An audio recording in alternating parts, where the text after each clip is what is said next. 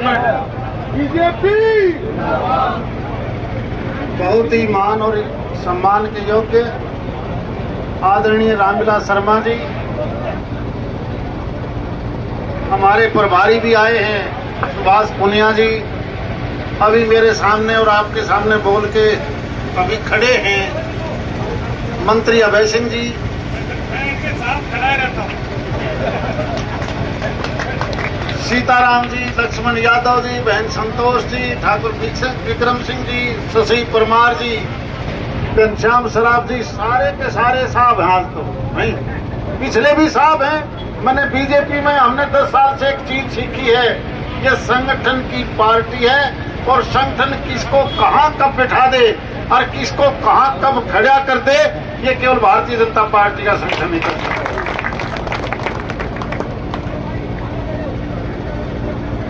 आप लोगों ने जैसा कि आज माननीय रामविलास जी शर्मा जी के नेतृत्व में, क्योंकि एक शुभ मुहूर्त का समय होता है, आदेश इनका था कि मैं 2 जगह वहां पहले जाया हूं, तब तक माननीय रामविलास जी ने यहाँ पर आपके सामने ये हवन सारा करवा लिया, समय पर करवा लिया 11:15।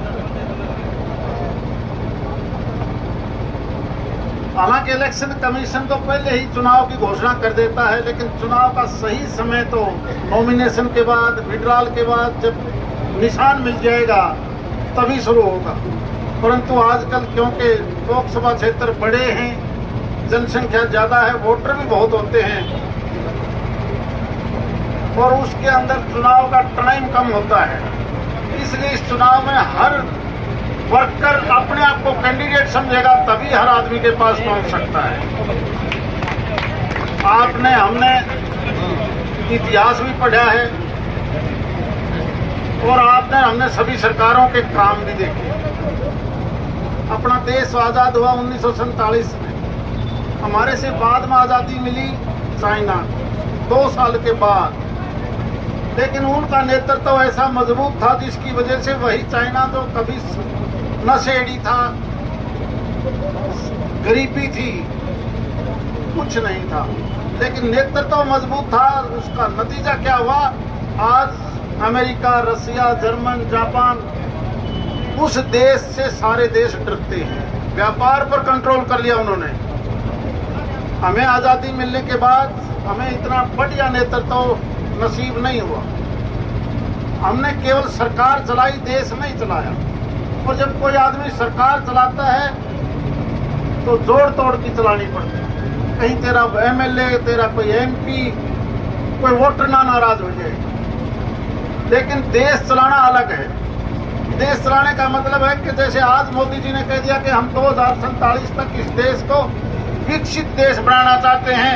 हमने वोट की चिंता ना करके, हमारा लक्ष्य केवल एक है कि हम देश को आगे कैसे बढ़ाएं।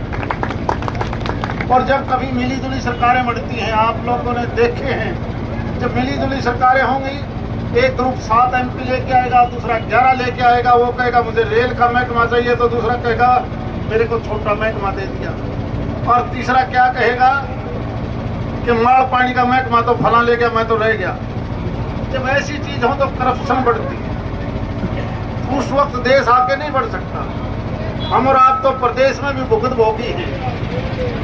दूसरे जो साथी होते हैं वो कहेंगे मुझे ये महकमा चाहिए, मुझे ये महकमा चाहिए। नतीजा क्या हुआ आप सबके साथ?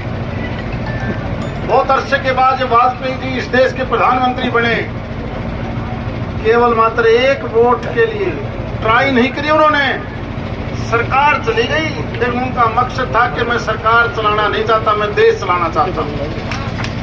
यही बात बहुत अरसे के बाद अब मोदी जी ने, आप खुद देखते हो कि उनके फैसले देखिए, देश हित में देखिए। सबसे पहले बनने के बाद नोटबंदी करी, बहुत से आदमियों ने विरोध किया, करे उन्होंने जो 2 नंबर की थी, लेकिन नोटबंदी करने के बाद 1 नंबर वालों ने तो अपना पैसा ले वापस कर दिया, 2 नंबर वाले तो किसी किसी का हाथ में धरे थे, मेरा बदलवा दे, मेरा बदलवा दे, नहीं मेरा जाए। उसके बाद फैसला लिया जीएसटी का। ये क्या है जीएसटी? टैक्स तो हर सरकार लेती रही, लेकिन अलग अलग खिड़कियां थी टैक्स लेने की। जैसे आपने यहाँ दफ्तर खोल लिया है और यहाँ कोई दुकान हो, दुकान का एक गेट होगा तो चोरी नहीं हो सकती, 6 गेट लगाओगे तो सामान चोरी होगा। ये जो अलग अलग टैक्स थे जिसकी वजह से चोर चोरी ज्यादा करते थे, वही टैक्स जब मोदी जी ने प्रधानमंत्री की गद्दी संभाली, इस देश का खजाना मात्र साल में 18 करोड़ रुपए आता था। 18 लाख करोड़ रुपए, केवल और केवल 18 लाख करोड़ रुपया इसी के आसपास। लेकिन उन्होंने जीएसटी, नोटबंदी, आधार कार्ड लिंक कर दिया बैंक से, सारी की सारी चीजें जब ओपन आ गई, कौन क्या कर रहा है, तो 2.25 लाख से ज्यादा बड़ी बड़ी कंपनियां बंद करनी पड़ी। और वो कंपनियां क्या काम करती थी, इस देश के खजानों को लूट रही थी। कंपनी का मालिक बैठा है दुबई में, कंपनी का मालिक बैठा है बंबई में, और दुकान कर रहा है महेंद्रगढ़ में, दुकान 10 बाई 10 की। वहां तो आमदनी सारी 500 रुपए की और कारोबार हजारों करोड़ का लेन देन। ये है देश की 2.25 लाख कंपनियां, और उन कंपनियों के माध्यम से देश का थोड़ा पैसा नहीं लुटा गया। आज अगर बजट देखोगे, वही बजट एक साल का 49 लाख करोड़ रुपए इकट्ठा होता है। 49 लाख करोड़, ये 30-31 लाख करोड़ रुपया सालाना, वो 2.25 लाख कंपनियां जो बंद कर दी गई। आप उनका रिपोर्ट कार्ड के देखिए कौन कौन क्या क्या करता है। यहाँ से सामान भेजना है किसी ने अरब कंट्रीज में, कोई सामान भेजेगा लंदन में, नाम लेगा कपड़े का, भर देगा बोरी, नाम लेगा मैंने कोयला या आयरन भेजा है, भरेगा भाटा, और फिर रिटर्न में वापस में डॉलर के तौर पर, और फिर भारत सरकार को चूना लगाते हैं मेरे 100 करोड़ रुपए वापस दो, और वो देने पड़ते हैं, क्योंकि एक सिस्टम उन कंपनियों के बड़े बड़े सीए, जिसकी वजह से इस देश को लूटा गया, पूरी तरह लूटा गया। इसलिए वो सारी कंपनियां राजनीतिक पार्टियों के माध्यम से दबाव बनाती हैं कि इस मोदी ने हटाओ, नहीं तो मारेगा सारा। मारेगा नहीं, ये 49 लाख करोड़ रुपया आप इससे 142 करोड़ की देश की जनता पर अब खर्च होने लग गया। उसी पैसे से देश में बड़े बड़े नेशनल हाईवे, बड़ी बड़ी रेल, बड़े बड़े मेडिकल कॉलेज, एम्स, केवल एक काम नहीं, दुनिया भर के काम स्टार्ट हो गए। देश की चारों तरफ बॉर्डर पर देखोगे तो 4 लेन सड़कें जो कभी थी नहीं। हमारा जब फौजी वहां जाता था, चाहे जम्मू कश्मीर की बात हो, नॉर्थ ईस्ट की बात हो, गिर जाता था कई बार कश्मीर जैसी जगह में। हमारे पास हथियार नहीं थे चाइना से लड़ने के लिए। आज make in India, made in India, बाहर से भीतर से ऐसी ऐसी मशीन और ऐसे ऐसे हथियार आ गए कि चाइना जैसा देश भी डरने लग गया, वरना हालात बिल्कुल खराब हो चुके थे। और केवल यही नहीं, वेलफेयर के नाम पर आप देखिए, 80 करोड़ आदमियों का 5 किलो अनाज देना, आयुष्मान कार्ड बना देना गरीब आदमी के लिए, और भविष्य में तो कर दिया कि 70 साल से ऊपर का हर आदमी इसमें कवर होगा। माननीय प्रधानमंत्री जी चाहते हैं कि 2047 से पहले हम धीरे धीरे इस देश के हर आदमी को उसके अंदर शामिल कर लें, उस प्लान में शामिल कर लें, ताकि कोई बीमार हो तो घर ना लूटे, सरकार उसको तब पैसा दे। आज किसान की बात देखिए, 6,000 रुपया कांग्रेस ने कभी नहीं देखा था कि हर साल खाते में अपना आप आ जाएगा। हमने पता ही नहीं था ओलावृष्टि का या दूसरे का कभी मुआवजा भी मिलता है क्या। एक बार तो मुझे याद है रामविलास शर्मा जी ने पता नहीं कितने 300-400 करोड़ रुपए तो कुछ ही काम हम बांट दिए चलते चलते। मैं डॉक्टर वैसे करने को गया, ये सीताराम जी, यानी ये पैसा किसी ने सोचा ही नहीं था। और जब मिलने लगा तो न्यू पैसे और दिवाओ 10 साल पहले पेरा एक बंदा किसी ने ये पैसा भी आ सकता है। तो अगर हम स्टेट की बात देखें, कांग्रेस और बीजेपी की सरकार में कितना अंतर है। कांग्रेस का जब भी कोई मुख्यमंत्री बनेगा तो अपने इलाके से बाहर के नहीं सोचता। आप और हम देख चुके हैं, अगर विकास सड़कों का होगा तो अपने इलाके में होगा। मुझे याद है मैं और राव दान सिंह दोनों दोस्त थे, और आज भी हमें ये नहीं कहता कि आज भी हमारी कोई दुश्मनी है। लेकिन मैंने एक बार उनको टेलीफोन किया, मैंने कहा भले आदमी नांगल सिरोही में एक बोर्ड लगा रखा था, हरियाणा प्रगति के पथ पर। और सड़क मोती सिंह मेरा साथी था, हम साथ दिन जा रहे थे कई साल के बाद। मैंने कहा भले आदमी को बाहर कहा गया और यह सड़क टूटी पड़ी है, 4 घंटे में हम महेंद्रगढ़ पहुंचे। हाँ, और बोर्ड देखेगा कि वो हरियाणा प्रगति के पथ पर है, या ये प्रगति है तो आपका क्या होगा, फिर लोग उल्टे बोल जाएंगे। आज देखिए, आप इस सड़क से आपने भिवानी जाना हो, आपने नारनौल जाना हो, 152D से आपने धीरे धीरे समय आएगा बम्बई जाना हो, चंडीगढ़ जाना हो, ये है प्रोग्रेस, ये सबका साथ सबका विकास। नहरों के पानी आप देखिए, एक समय ऐसा था जब सारा का सारा पानी कुछ एक इलाके में चलता था, वहां बल्कि पटेरे चोआ आ गया, वो जमीन खराब होगी उनकी, लेकिन हमें पानी नहीं मिलता था।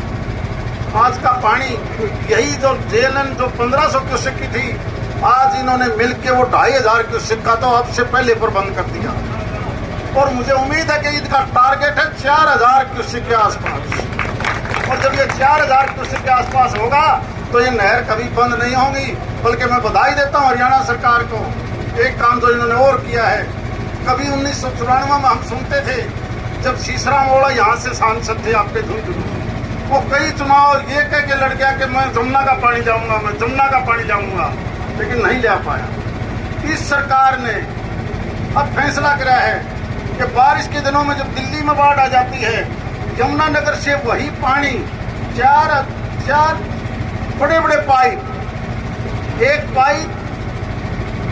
पाइप जिसकी कैपेसिटी है 500 क्यूसेक की, बंद पाइप जैसे हमारे छोटे पाइप होते हैं, बड़े पाइप आते हैं 500 क्यूसेक, ऐसे 500 क्यूसेक के 4 पाइप आएंगे। सॉरी, 2,500 क्यूसेक, मैं बड़ी गलती कह गया।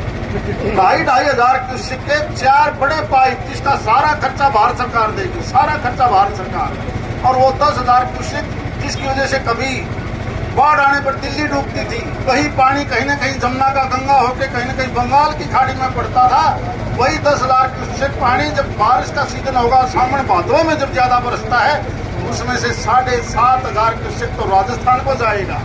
उन्होंने अपना इंफ्रास्ट्रक्चर तैयार कर लिया, और बाकी 2,500 क्यूसेक पानी मिलेगा महेंद्रगढ़ के अंदर, शिवानी के अंदर, क्योंकि केवल यही रास्ता बताया कि यहाँ पर भी 500 एकड़ में कई टैंक बनेंगे, जिससे रिचार्ज होकर वाटर लेवल ऊपर आ जाएगा। ये होता है स्थायी सरकार का फैसला। पैसा एक नहीं लगना, पैसा भारत सरकार देगी, क्योंकि भारत सरकार के पास बजट थोड़ा नहीं है।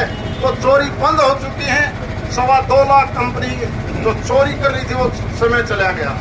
इसलिए आज ये चुनाव दिशा निर्देश देगा कि आपको नरेंद्र मोदी जी चाहिए या वो मिली जुली अधूरी सरकार चाहिए। एक ऐसी सरकार जिसने 10